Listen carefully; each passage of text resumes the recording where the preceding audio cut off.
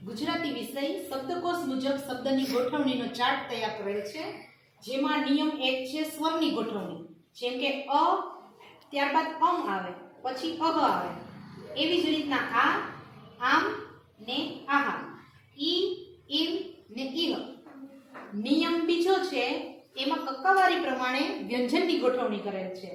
તો ક, ત્યારબાદ ખ નો આવે, ક ની પછી આવે ક્ષ, પછી ખ, ગ, ઘ, ચ, છ, જ અને ત્યારબાદ ન, ત્યારબાદ ઝ, ટ.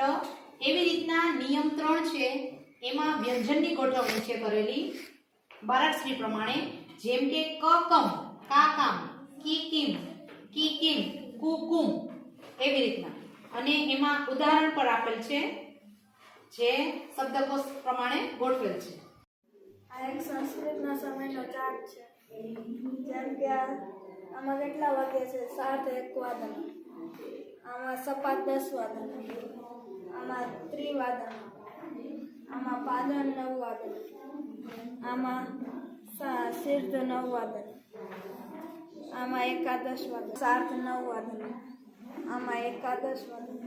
વિષય ગુજરાતી ધોરણ 8 સંયોજકો. બે વાક્ય જોડનારા શબ્દોને સંયોજક કહે છે. અને એટલે, પણ, છતાં, કે, તો, તેથી, તો પણ વગેરે સંયોજકો છે. આ તેમના ઉદાહરણ છે. ધોરણ 7 વિષય ગુજરાતી વિરામ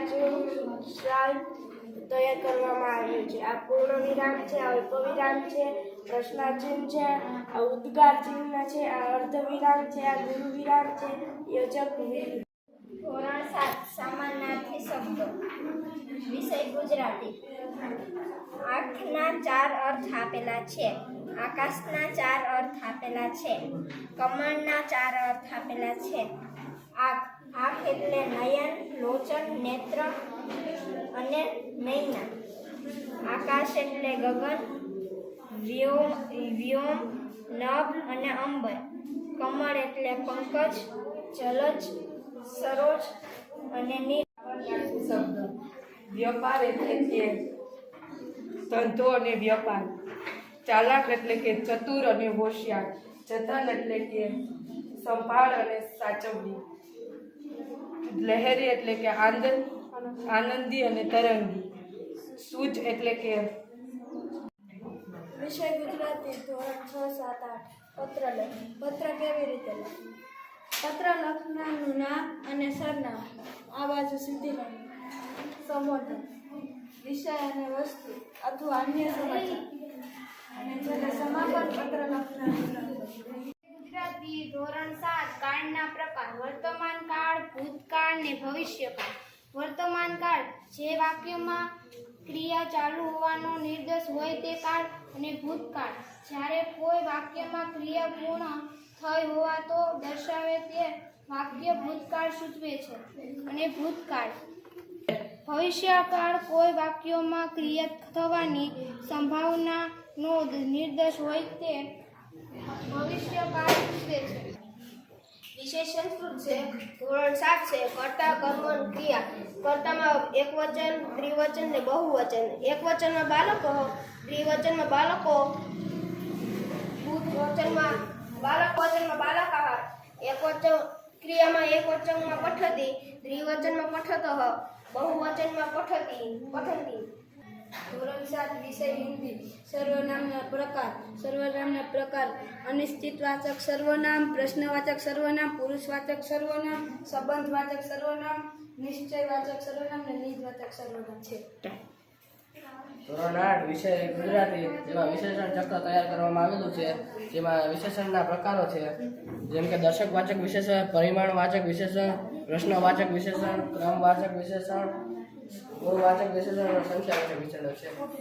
ધોરણ 8 વિષય ગુજરાતી, જેમાં વાક્યોના પ્રકાર આપેલા છે. જેમાં નિર્દેશાર્થક વાક્ય છે, ઉદ્ગાર વાક્ય છે અને પ્રશ્નાર્થ વાક્ય છે. જેમાં નિર્દેશાર્થક વાક્યમાં કોઈ હકીકત કે વાસ્તવિકતાનો નિર્દેશ કરે છે તેવા વાક્યને નિર્દેશાર્થક વાક્ય કહેવાય છે.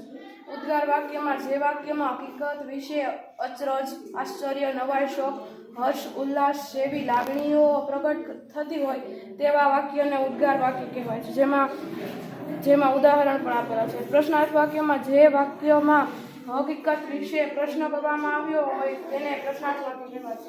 ધોરણ 7 વિષય ગુજરાતી. વિશેષણના પ્રકારો. વિશેષણના પ્રકારો 6 હોય છે. ગુણવાચક વિશેષણ, સંખ્યાવાચક વિશેષણ, પરિણામવાચક વિશેષણ, ક્રમવાચક વિશેષણ, દર્શકવાચક વિશેષણ અને પ્રશ્નવાચક વિશેષણ. ગુણવાચક વિશેષણ કોઈ પણ વ્યક્તિ કે વસ્તુ કે પદાર્થ ગુણ દર્શાવે છે. સંખ્યાવાચક વિશેષણ પ્રાણી સંખ્યા દર્શાવતા વિશેષણને સંખ્યાવાચક વિશેષણ કહે છે. પરિમાણવાચક વિશેષણ પરિમાણવાચક એટલે માપ, જથ્થો, પ્રમાણ કોઈ એક વ્યક્તિ, વસ્તુ કે પ્રાણીનું માપ என் பக்கம் போனவள தேடமெல்ல மூச்சு தள்ள என் தலைக்கும் ஏறவில்லை பேர